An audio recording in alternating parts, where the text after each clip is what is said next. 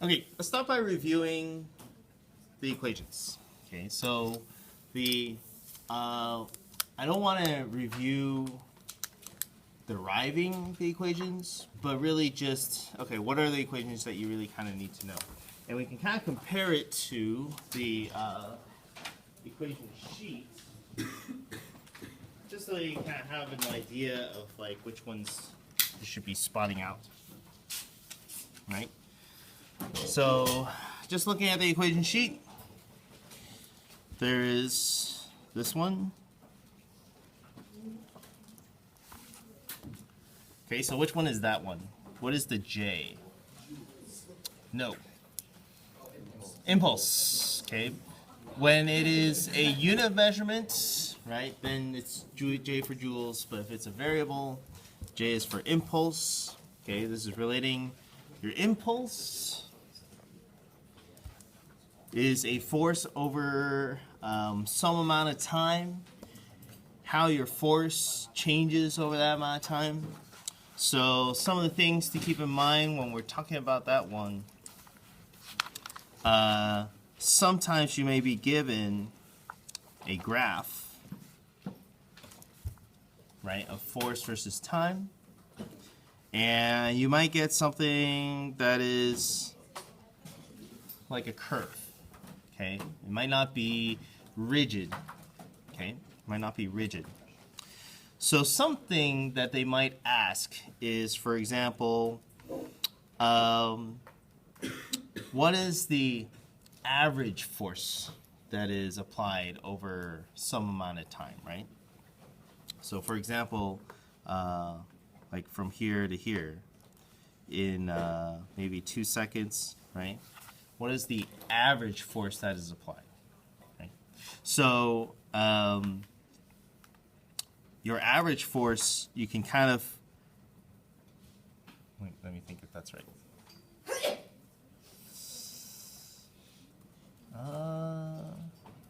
No, that doesn't work. They're probably gonna have to give you some other kind of information along the way, but. I don't think you can just draw that straight line now that I think about it. Either way, if you want to figure out the change in momentum, right, this impulse, we're talking about that space, right? We're talking about that space. So that is J. Okay. So you also want this one. Okay.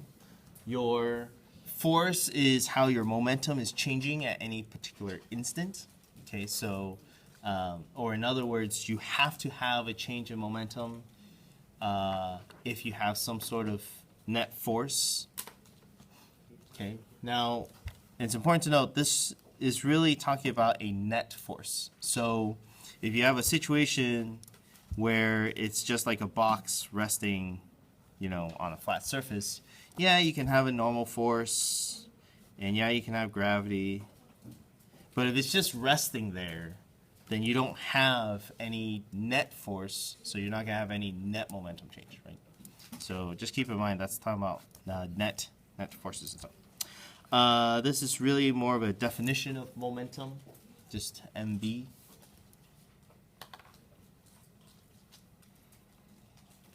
Okay. Now, that's not to say that you're not going to use any of these other equations.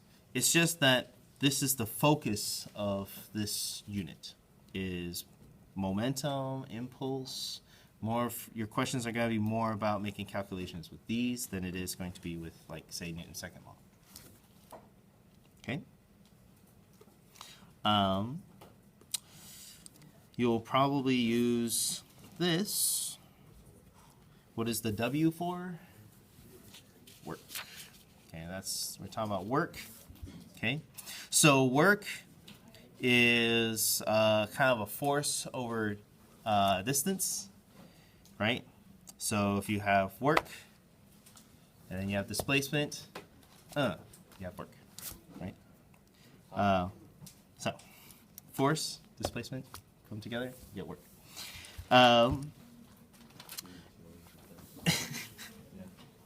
All right, so Now, the work kinetic energy theorem puts this together with this, is that what's kind of slightly missing here is if you have the total work, okay, the total work.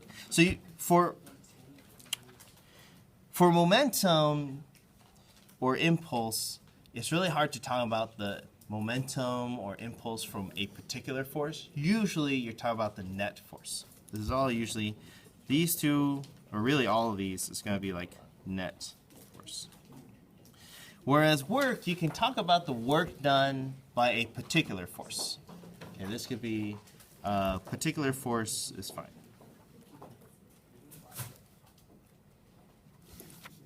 Right. You can talk about a particular force and the work done by it. So as I lift an object up, gravity's doing negative work on the pen, and I'm doing positive work on the pen. I do more work on the pen.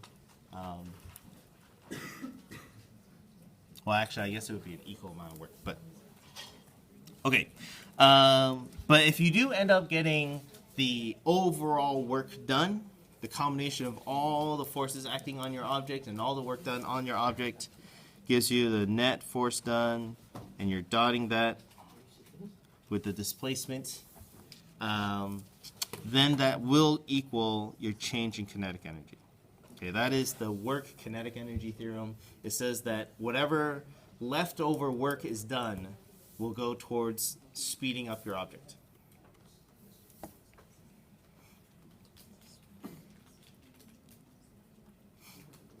Okay? And so that's where this guy comes in, kinetic energy, 1/2 mv squared. It's good to know where the 1/2 mv squared comes from. It's when we use the chain rule trick. Okay, so if you don't remember, go look back at your notes. Okay, so with this, another thing that's not on here is we talk about how we can split up the different kinds of work, right? So you can have conservative work, you can have non-conservative work, and for non-conservative work, we even split that up into dissipative work and then external work, right? So we can split this up into 3 kinds. You have conservative work, which is a negative kind of a potential energy. Okay, this is the conservative work. Conservative work means you can get that energy back, right? It's acting like a storing of energy, and then you can get that energy back. So you should be able to describe some sort of potential energy function, and then that will be like a potential energy change. You can have a dissipative work. That's usually work done by friction, work done by drag. Basically, any kind of force that will always oppose your motion. Okay, so the force from these kinds of forces always push in a direction opposite of your displacement.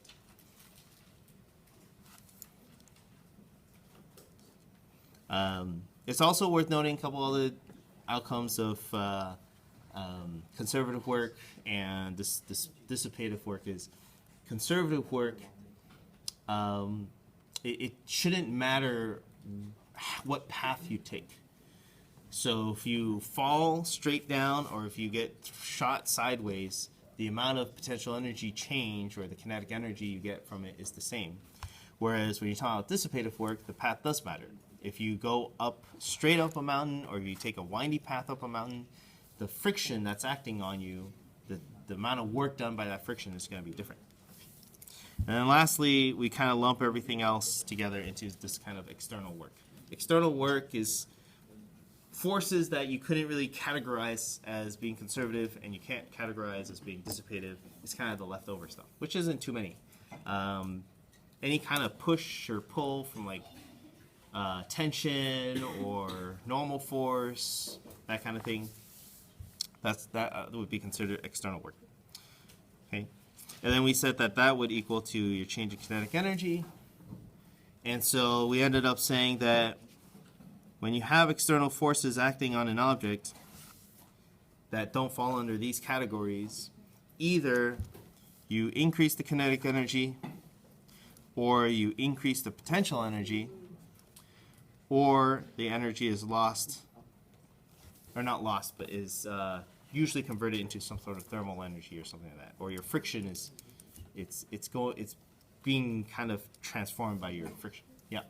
So in the textbook, they're talking about stuff regarding like thermal energy. Mhm. When you know that, So as far as you need to know, this is essentially your thermal energy. can you move that? Oh yeah, this is your thermal energy. So friction and drag, if they do work, where does the energy go? Is transformed into thermal energy. Either it's transformed out of your, usually it's going to be transformed out of your kinetic energy is the better way to think about it. Yeah. So the thermal energy or the anticipated energy is pretty much just when friction takes away energy from the kinetic energy. Yeah, that's kind of the easiest way to think about it. Another way to think about it is, they kind of talked about how friction is the bonds between molecules at the surface, right? Really, I mean, not strong bonds. They can be decent in strength. I mean, enough to be noticeable, right? And so as you have bulk kinetic energy moving an object sideways, you are kind of pulling on those molecules, stretching their bonds a little bit, and then they release. And then they, that kind of stretching and releasing can kind of put that energy into the molecules themselves and kind of have that random kinetic energy, which is temperature, so on and so forth. That's one way to think about it. Okay, so in other words, the main idea here is, okay, when you're using the work kinetic energy theorem, you're gonna use it to decide how much faster something is moving, how much slower something is moving, based on what kind of work is done on it, right? And if you really kind of work it all the way down to here, at this point, this is kind of an extension of the work kinetic energy theorem. So this is the work kinetic energy theorem.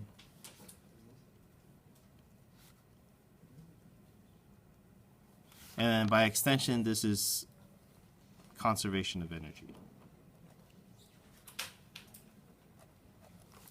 Conservation of energy.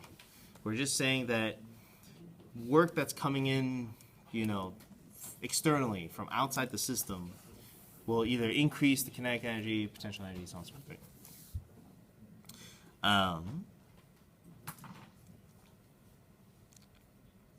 Let's see. Sometimes you could extend this even further to say that this is, you're going to have some sort of change in like the total energy. Right? If you put all these three together, that is kind of representing any changes of your total energy at all. Right? So if you have a system where there's no external work, okay, external work meaning work that doesn't fall under these categories. Like if I take a pen and I just drop it. Okay, if I just drop it, the only force acting on it is gravity. And if we count gravity as a conservative force, we're putting it in this category. Then what we can say is that the kinetic energy and the potential energy of a pen that's simply falling is kind of a contained system. It's like the system of the pen and the earth put together. And so that the total energy of that system is fixed. So that'll become very useful. For example, I think one of the homework, did you guys have a homework problem that had you guys do the skate park at all? You guys have the skate park? There's a simulation, a PhET simulation with the skate park. And basically you have a skateboarder who's just kind of going back and forth. Oops. They're just going back and forth. And what you see is, if you plot the kinetic energy, the potential energy, and the total energy, your total energy is represented to be constant, while your kinetic energy and your potential energy kind of go up and down, right? So at the top, you have all potential energy. As you get down to the bottom, your potential energy turns into kinetic, and then your kinetic turns into potential, and it just kind of keeps going back and forth, but the total stays fixed. That can be a very useful concept. Okay. Next equations that we kind of work with. This is power, both of these. How about power here? Okay, so power is the rate at which you're using energy. This one you gotta be careful about. This is only if your force is constant, and it is always pushing in the same direction as your velocity. Okay, so if your object goes like up and down, this doesn't work. If your force is like changing and going all over the place, it doesn't work. Okay, it's only if like you got an object that's just moving flat and then the force acting on it is at the same angle the whole time, then you can use this. Notice that it's a dot product. It's a dot product. So what's not written here is that you could write it as FV cosine theta. Now the theta, you just gotta be careful about what the angle is, but it should be the angle between F and V. Right? You want to see how much of F is parallel to V. So it should be some sort of cosine. This is a gravitational potential energy. And I think that's, oh, and then we also have the spring stuff.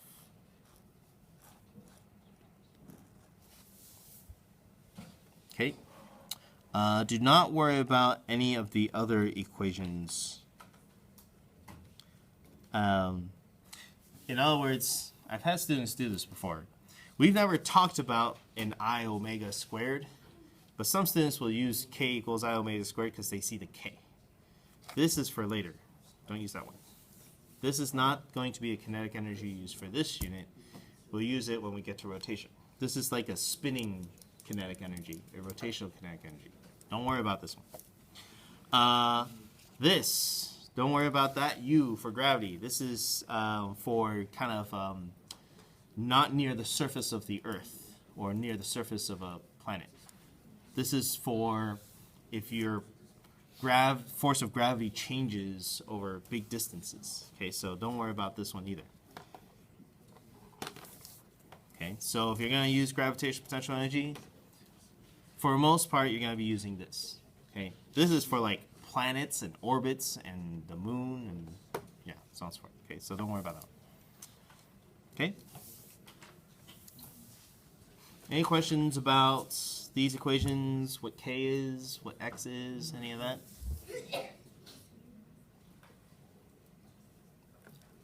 Okay, so let's go ahead and apply these. So what I'm going to do is I'm going to start with a super simple problem. Just work our way up. Just slowly add layers, kind of like level 1, 2, 3, 4, 5, 6, 7, 8.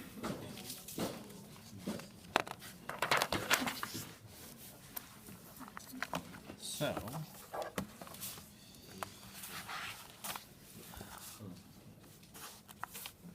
all right, simplest problem I can think of. You have a, let's say you have like a cannon. Actually, we'll have a cannon. And it's shooting straight up. Okay, shooting straight up. And this object is some cannonball is firing straight up. Okay. Let's say it has some initial velocity like 10 meters per second. Okay. Say it has a mass of 2 kilograms. Okay. Without using kinematics, if we use energy, okay, how high does it go? If we just use energy, how high does it go? So the idea here is we can figure out from the moment that we know whatever the velocity is to its maximum height. Okay, what is the maximum height? How do we get that? This, by using energy, what we're going to do is we're going to look at how the kinetic energy transforms into gravitational potential energy. So first, we're essentially running it like this. The initial kinetic energy plus the initial potential energy should equal to the final kinetic energy plus the final potential energy. Right. So initially, it's going to have this kind of 1/2 mv squared plus 0. Okay. I'm saying 0 as this reference level being 0. And then at the top, we know that it should come to rest. And then that's going to be like an MGH. Okay, so this is kind of how we're using these different equations. Right? Okay, so 1/2 mv squared pretty much becomes MGH. So then how do we solve for H? Divide by the m's, divide by the g. You get v squared over 2g goes to h. Okay. Now again, if you use kinematics, you should get the exact same result. But this is just kind of showing how you would do it using energy. Okay, pretty straightforward, right? I think that's pretty easy. Let's do it in reverse. Let's say you have an object on a swing.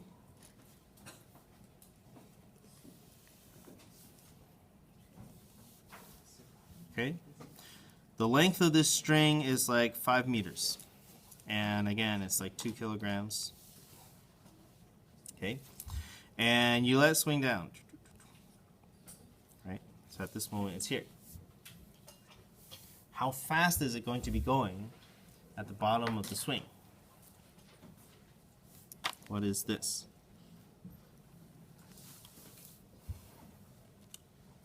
So if we assume that we let it go from rest, this is going to be another energy problem. And we said that with gravity, it's conservative, meaning the path doesn't matter. It doesn't matter if it falls straight down or if it takes a swing. As long as it is the only force that's actually doing work on the object, which it is, because tension is always perpendicular to the motion, then we can say, once again, initial plus initial equals final plus final. And now we essentially have it in reverse. It starts from rest, and it's entirely up to you where you want your reference point to be. If we choose our reference level to be here, okay, 0, and then we want to measure downward, then this is 0 potential energy. We could say that. That's perfectly fine. And so the kinetic energy down here is going to be 1/2 mv squared. But now that it's swinging downward, okay, if this is positive y, one thing that you do have to be careful of is when we use MGH, it is assuming from here on that upwards is always going to be y, or positive y. It kind of has to assume that because in deriving MGH, we assumed that. So I know like in the Atwood's machine problem or modified, we changed y's to be positive up and down and things like that. You can't flip your y-axis like that if you're going to use MGH. MGH is very specifically increasing height is up. So that means that this is decreasing height. You have a minus, mass times MGH. But I say minus only, well, here, I'll play like this. We'll say plus for now, but when we actually plug in the numbers,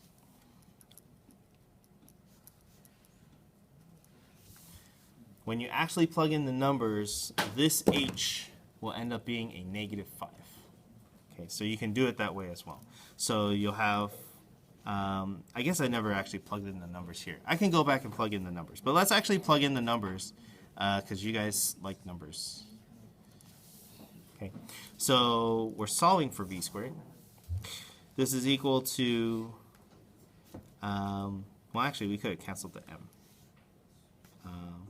Here, tell you what. Let's go all the way first. V squared equals to cancel the m, multiply by the 2, -2gh. So V equals to square root of this negative 2EGH. And if you're looking at this, you're like, square root of a negative number, that can't be real. But when you substitute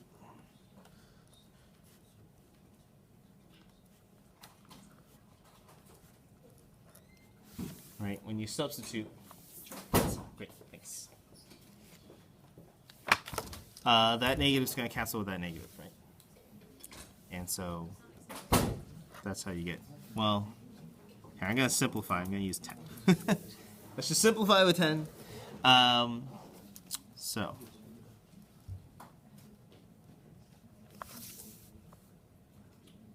okay. And actually, if we go back and solve for these numbers, I'm guessing this is actually also going to be 5.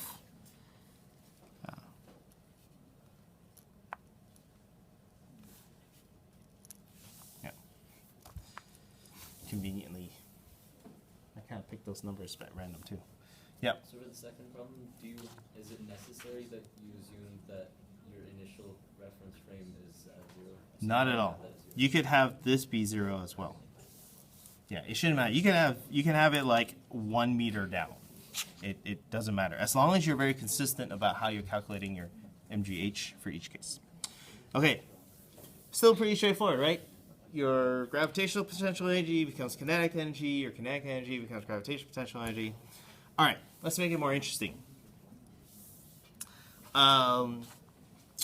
Let's say you have an object and you let it fall. It's 2 kilograms. Starts at rest. You're just letting it fall. Let's say it falls. I like these numbers. Let's just keep going with these. Let's say it falls 5 meters. Okay. And at the bottom of this, there's a spring.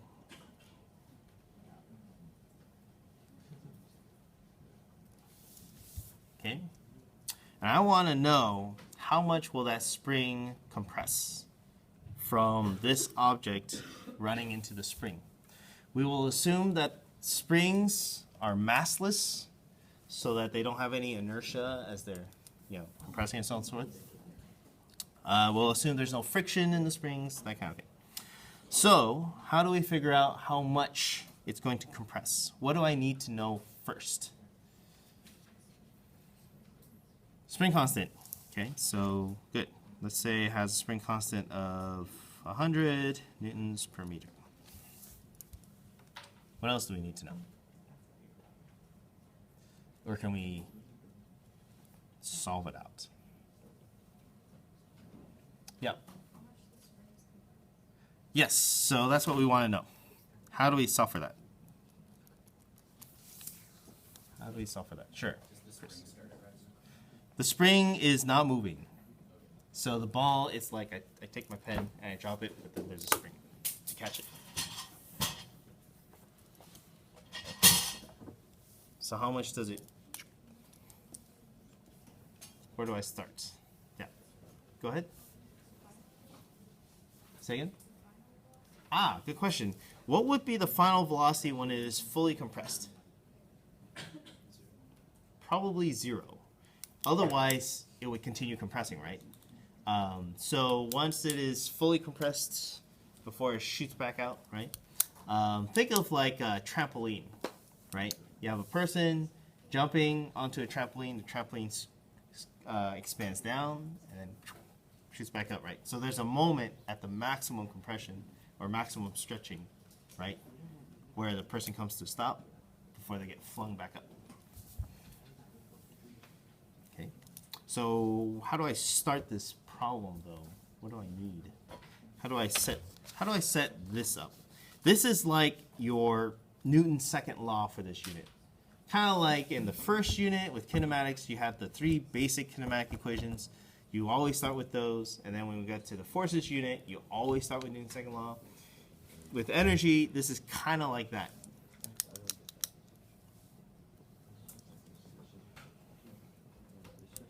Well, let's put it this way. We don't just have gravitational potential energy this time, right? we also have like an elastic potential energy. So my kinetic energy and my gravitational potential energy and my spring potential energy is at some value initially.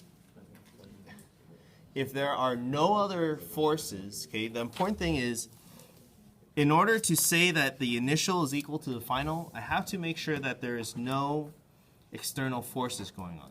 In other words, there isn't like a wind, there isn't like someone pushing on anything, right? It has to be only these forces. You have to have only conservative forces if you're going to use this kind of initial equals final.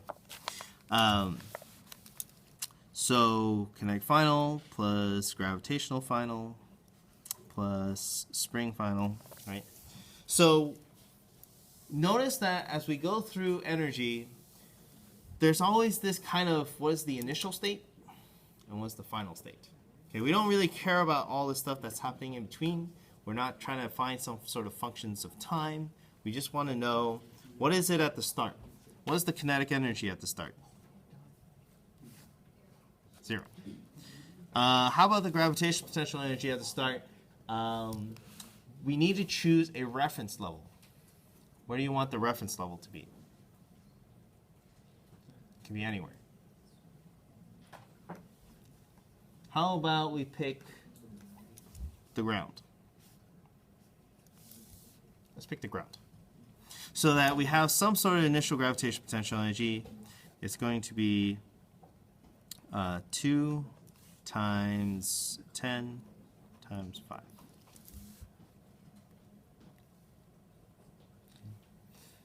You can do this symbolically, but I think I'll just, well, here, we'll do it both ways. Let's do it with the numbers, and then we'll do it symbolically.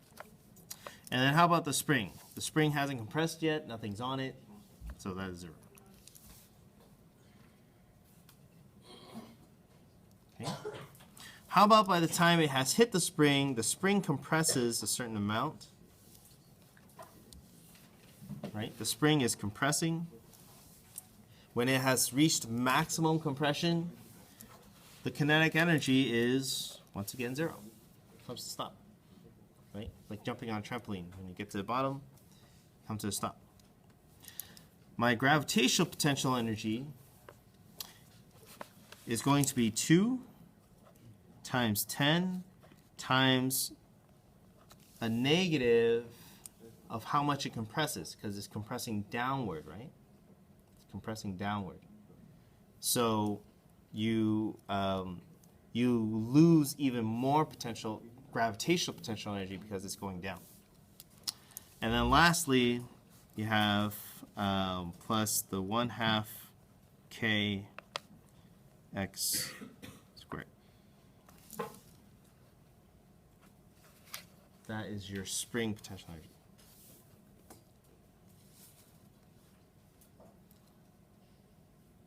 Does this make sense? The 1/2 kx squared. Any questions about the Nate? Yep, Ben. So is 0 the top of the spring? It would be, if I choose this would be the top of the spring. And then also, does 10 come from gravity? Yeah, I'm just using 10 for now. You could use 9.8, but 10 is nice and round and easy to use. Okay, so interpreting this problem, your initial gravitational potential energy turns into the spring potential energy, but also it's not just the potential energy from here. Oops. It's not just from here to here. It's from here down to here. Do you guys see that difference? You need to account for the fact that as the spring compresses downward, you are continually losing gravitational potential energy. So the net change in the gravitational potential energy is not just from here to here, to the ground. It's to where the spring stops compressing. Okay? So that's how this is being taken into account. Turns out then this is going to be a quadratic equation.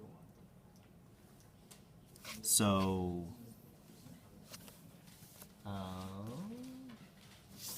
that's kind of a pain to solve, but can we just all agree that we can solve quadratic equations, or do you guys want to see it all the way through? Tell you what, let's just do it all the way through. So you have 50 delta x squared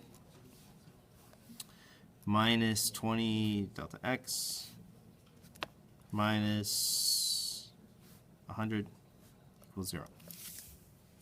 Right? Or you can say 5 delta x squared minus 2 delta x minus 10 equals 0. Either way, I think it's the same. Right? So delta x equals to 2 plus minus the square root of 4 minus plus 200 over 10. So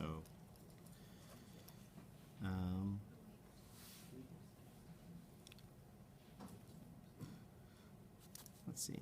Only one of these answers is going to make sense. Probably the plus. I'm guessing the minus is going to make it like a negative. So. I think it is actually kind of interesting to think about why there's a negative. What is implied by the negative? Yeah. The spring is expanding. Yeah. This is just saying that at this amount of compression, you're going to have a certain amount of potential energy. You can get potential energy this way or the other way, right? A delta x can go this way or up. It can compress or expand to store the same amount of potential energy. It's just that in this problem, it makes more sense that it is compressing downward. Yep. So how come in this problem we wrote kinetic energy the way we did instead of using Hooke's law? I mean, sorry, so yeah. This one? This is not kinetic energy. I mean, sorry, potential energy. For the spring potential energy, Hooke's law, you're talking about this guy, right? This is a force. Okay. This is the potential energy For the spring? for the spring. Oh, okay. So be careful that this is a force.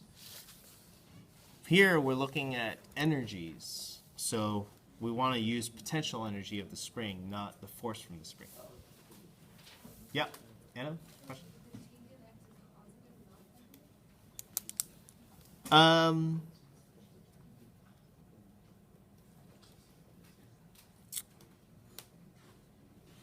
Well, actually, let's see.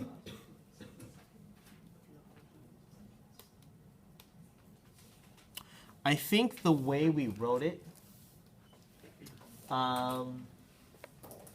here, or at least here, we're assuming then that a positive change in x is downward from the way we wrote this one.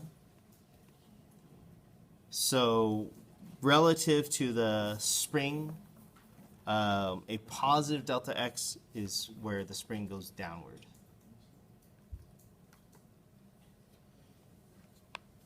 Does that make sense? Yeah, specifically the way we wrote that one out. Since it's squared here, it kind of doesn't end up showing up, but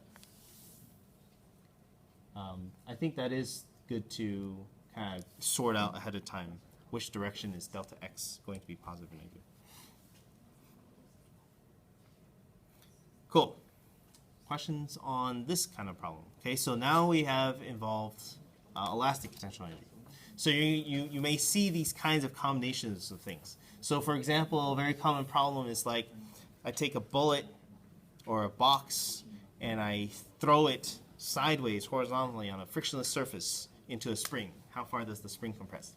So now you have kinetic energy turning into spring potential energy and so on and so forth. You might have I don't know, a combination of things. You shoot a box off the edge of a table, and then at the edge of the table, it starts to fall, and it falls and hits a spring, and you want to see how far it compresses the spring. Or you take the spring, and it's compressed a certain amount, and you use it to launch an object, and you want to know how high it goes. It's all the same thing.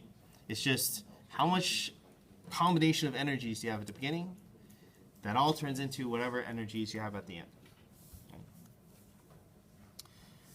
Okay, so the next thing is let's include collisions or momentum into this. Okay, so now we're going to include all three concepts. Well, actually, we haven't really talked about included work yet specifically. So let's look at what happens if we include a collision. One of the collisions that we didn't really talk about yet is a perfectly elastic collision.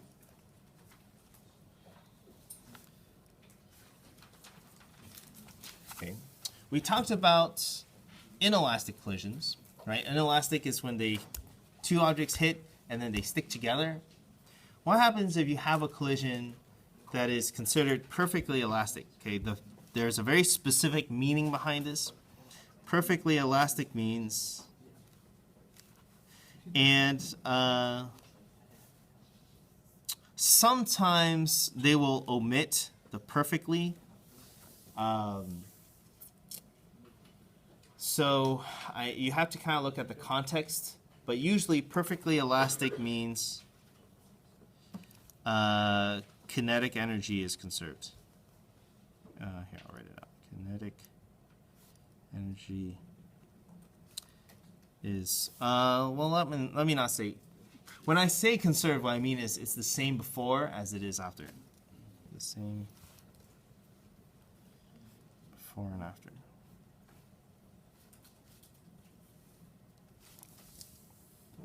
So let's look at let's compare to perfectly inelastic, and then maybe it'll make more sense.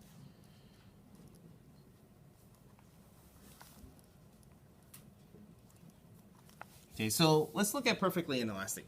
In perfectly inelastic, we said that you have an object, like a bullet that's shot into a bucket. And then afterwards, you got the ball and the bucket moving together, right? And so this would be like some mass 1, this is some mass 2, and this is mass 1 and 2, right? This is some initial velocity, and then this is some final velocity of the two of them. And so we said something like this.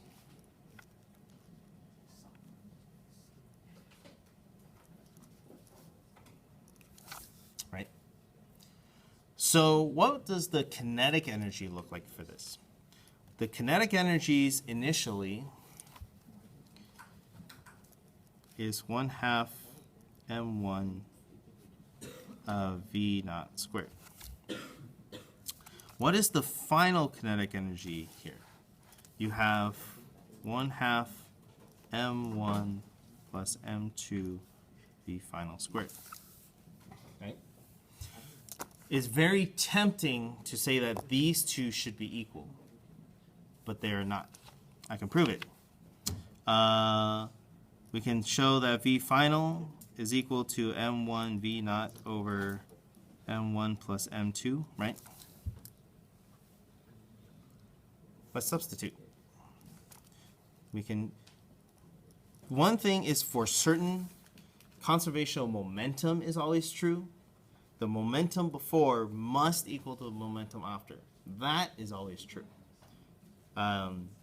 Again, as long as there's no external forces, there's nothing like pushing or pulling, there's no wind, there's no drag, that kind of thing. Then this is going to be true. So then, for certain, the final velocity will have to equal something like this. If we substitute this in,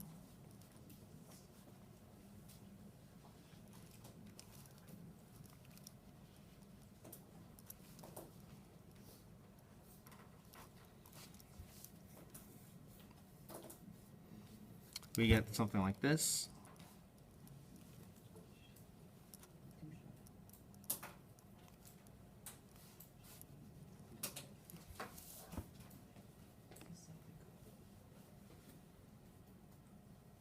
Right?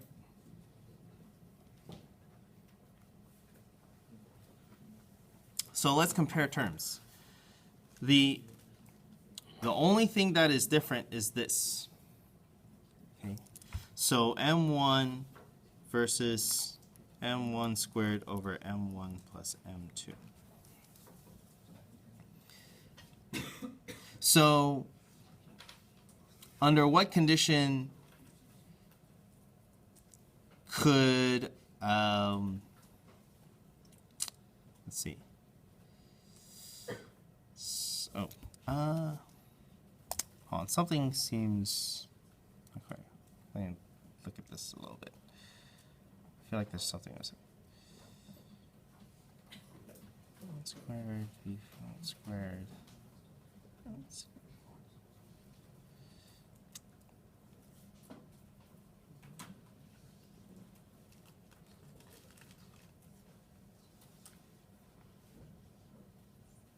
Yeah, actually, no, that makes sense. There is no way this will ever be bigger than this.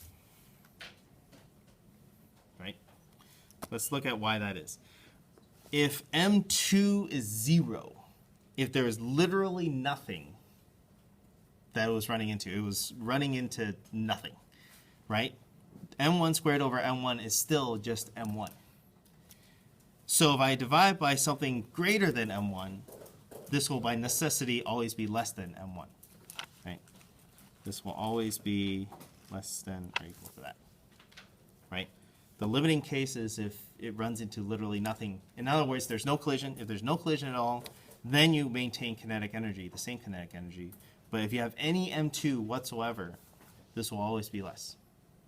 So in fact, if you have a inelastic collision, you will always lose kinetic energy by necessity, right? You can this is kind of like mathematically showing. Okay, so this is an extreme case though. In an inelastic collision, the extreme case is they're sticking together. So what happens? So always lose kinetic energy, right? So what happens if you have a perfectly elastic collision? A perfectly elastic collision is one where object comes in. There's a second object here. They hit.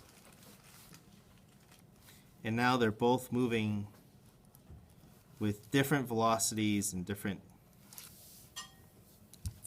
So we'll say this V naught 1. And then we'll say this V final 1. V final 2. Or actually, that's kind of a weird.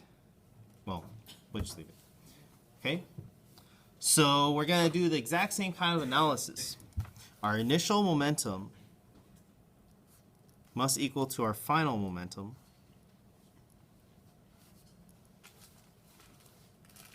But this time it's a little trickier because we have two final velocities. Now we have two variables, right? If we have a given, if we have the initial condition, we have two variables, which means we need two equations. So the other equation is that the kinetic energies will be the same. Okay, so this is for, now we'll start looking at perfectly elastic.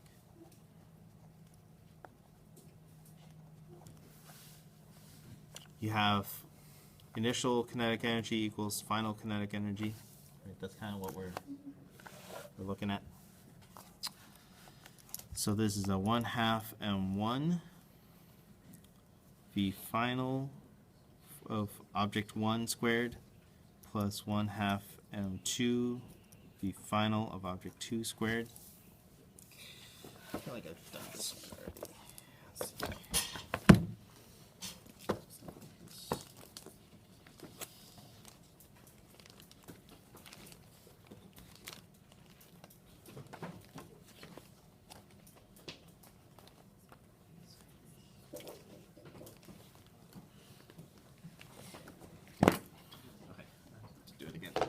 All right.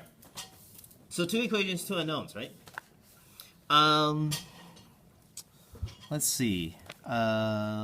Quick way to solve this.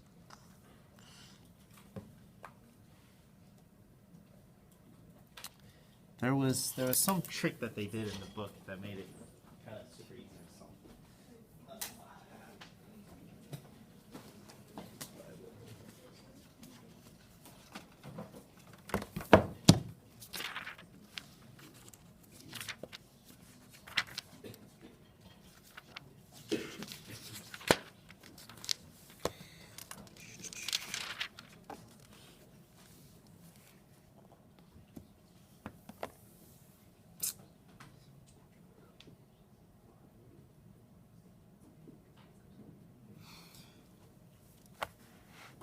Okay. Sure. Let's do it. So we're gonna solve for this guy.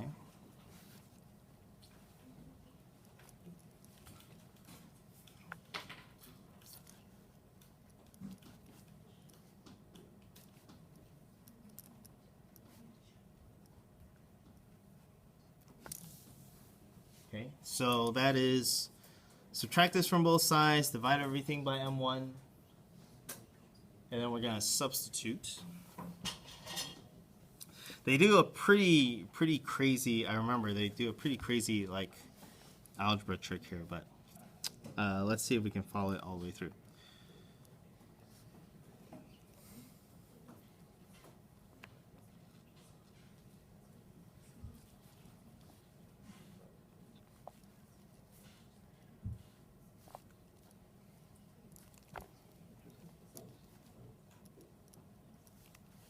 Okay, so this is substituting in for that. Okay, so we got this. This is going to look super crazy.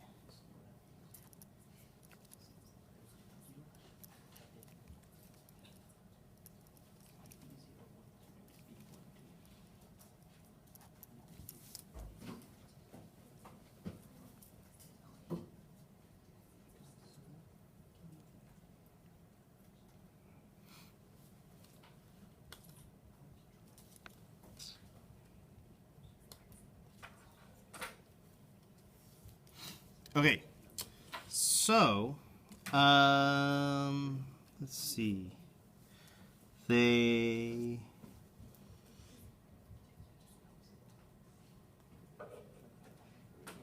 Yeah, I think what they do is they distribute this. Okay, so let's kind of work through what distributing this would look like. You're gonna get like a v naught squared minus 2 m2 m1 v naught 1 v final 2 plus this thing. Okay, that's squaring that out. So what we notice from here is that this is like a 1/2 m1 v naught 1 squared. Here is a 1/2 m1 v naught 1 squared. So actually, this is going to cancel out with that. You guys see that? When you square this out, this is going to cancel with that.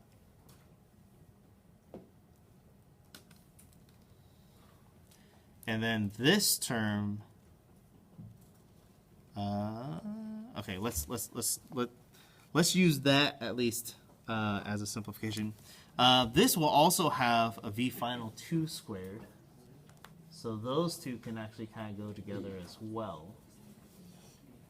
Okay, so 0 equals, let's see,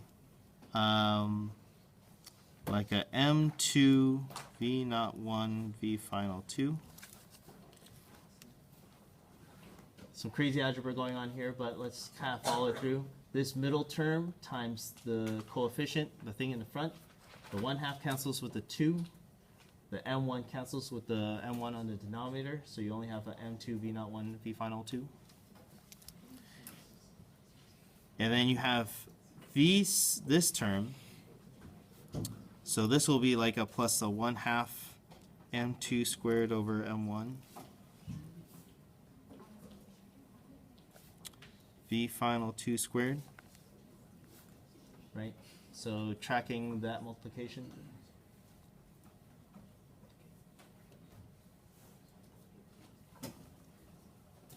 Yeah, I can stop if you guys are like, what the, yeah. Okay, shouldn't the first term be negative? Yeah. Yes. Yes. Because the mine. Yep. Everything else good? Frankly, this is kind of like making sure you guys check my work too, because they don't show these steps in the book. They kind of just jump. So, and then last lastly, we're going to add to it this one. I know I'm kind of inconsistently using my parentheses, but hopefully you can kind of follow what I'm doing. So this one canceled with that on the side. This term is this term. This term is this term, so I can draw arrows. That one, that goes to that, and that goes to that.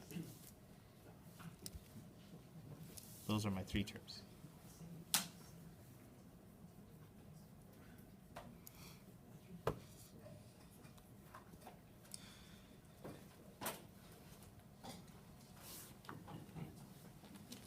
So notice, let's start pulling out common factors. They all have an M2, and they all have a V final 2. Okay, so 0 equals to M2 V final 2. Are we almost out of time? 33, right?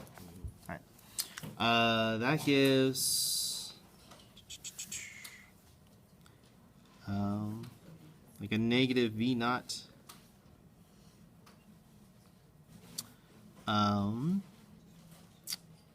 Plus a 1/2 M2 over M1 V final 2 plus a 1/2 V final 2. I think from here you can kind of get to their final thing. I know it doesn't seem like it should lead to this, but the ultimate result is this.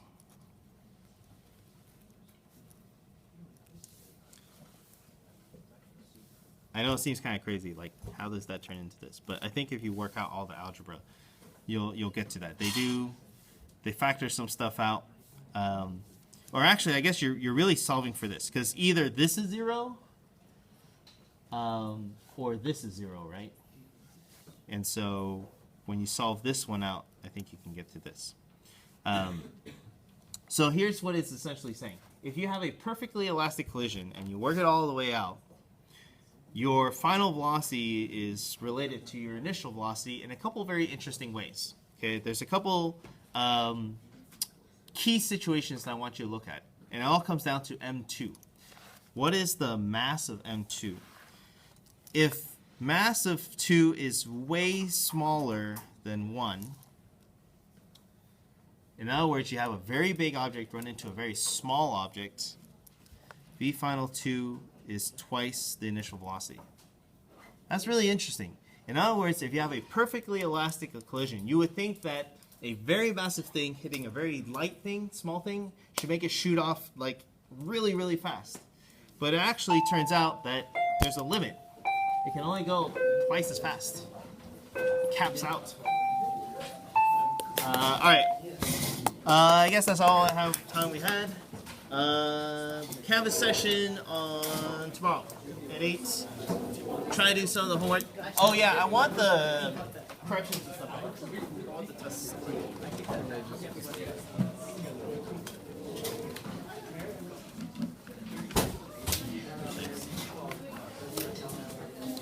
Yeah, any retakes, any corrections, one of that.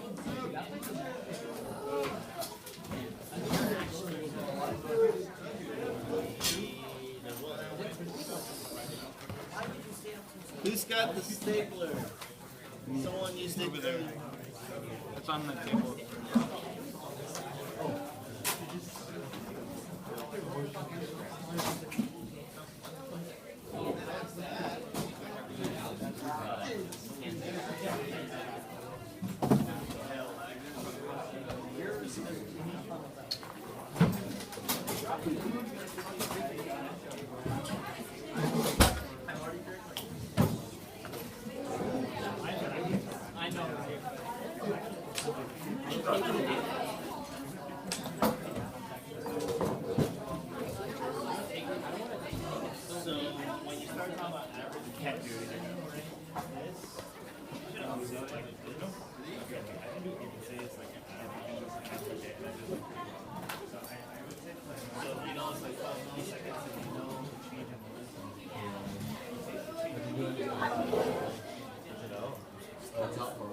You know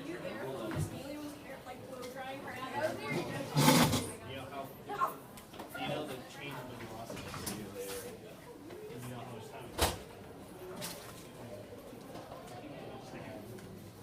That should be right. Just be careful. It says milliseconds. You gotta. Yes. Okay. So I did this. I couldn't figure out how to do it online, so it's just. Oh yeah. Okay. Thanks. And this diagrams on. Oh, perfect. Mr. Mac, just like you uploaded like all the chapter 4 practice problems. Can you do that? Like, Sure.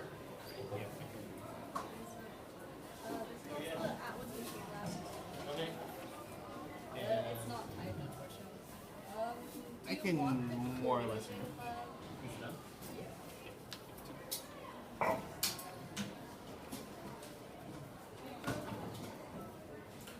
Hey, what's up?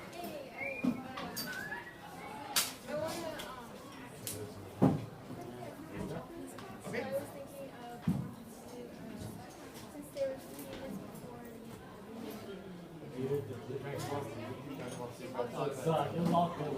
Really?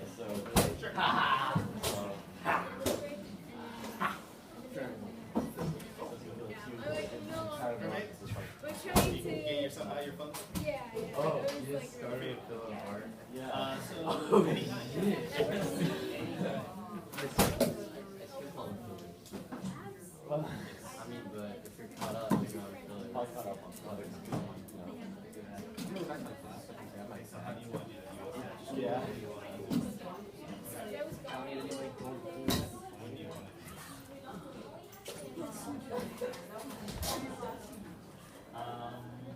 I guess I'll start doing the labs like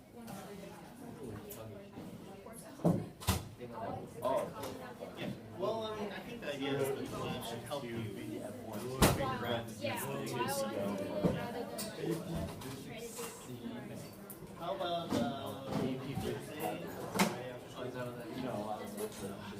Thursday? This is one of the 3 weeks. well, yeah, it's one of the 3 weeks, but I want to do the kinematics. Oh my god. And then after that, do the So you want to catch up on kinematics. I am so behind. Gotcha. Okay. Okay. Yeah. So before winter break, you want to do catch up. Oh yeah, it is. Oh, I mean all 3. So like kinematics,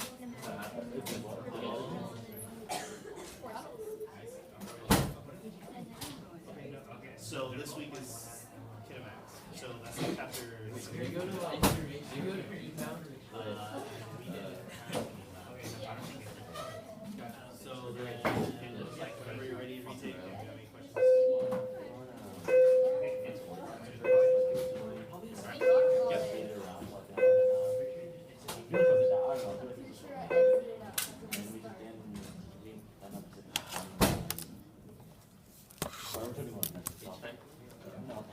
absolutely. Billy started trying out girls' clubs.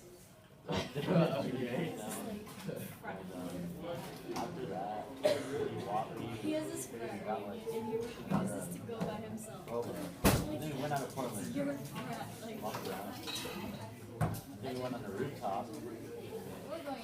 It's okay. Because they're preaching, and they give me pay. Because I have to like. What time is this? Since Like, midnight? 8?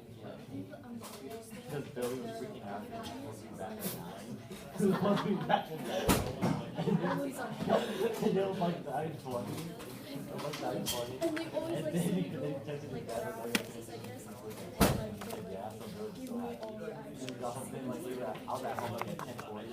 I'm like, Back, Yeah. and he was like freaking out, like, oh my god, like, I'm gonna be stranded again. I'm not gonna be stranded. okay, He was just, Did you get your ID? I don't know.